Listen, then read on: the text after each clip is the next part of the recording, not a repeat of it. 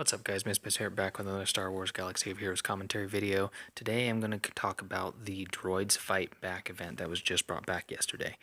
Now, those of you with Android devices are familiar with the event, or at least the old event. The old event gave you Droid shards. This event gives you Jawa shards. I don't personally know too many people who are farming anybody except for the Jawa engineer. I know I'm not. My alternate account I'm not. It's just a fact of life. Jawas are really not that widely used in the game right now, especially since they haven't introduced Chief Nebbit. I imagine that they probably will sometime in the coming month or two, just because they're starting to introduce more characters from different races. I mean, they just introduced the Jawa Engineer. Maybe that means that they'll push off introducing Chief Nebbit for another couple months.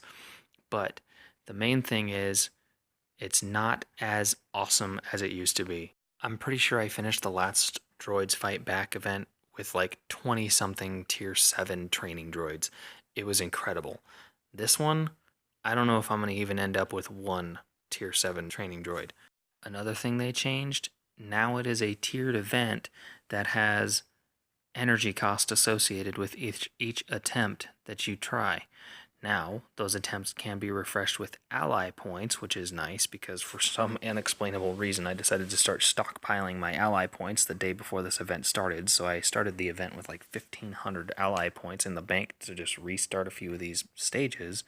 But I had to use energy, which I really wasn't counting on. So I had to spend crystals to refill my energy so it ended up costing crystals anyway. But I was a little underwhelmed with the quality of the rewards. The highest tier of the event does give a pretty good reward, but it requires droids that I, quite frankly, just don't have. So, now after I did get my butt whooped on tier 7 of the event, I did go into my characters and buff up my IG-100 Magna Guard, give him all the gear that I had, which I actually found out that IG-100 is very, very easy to gear up to gear 7. I literally had everything on hand aside from a couple of mats, and thankfully, luckily for me, the challenge that day happened to be the event that I needed to do to get the last component that I needed to get his gear.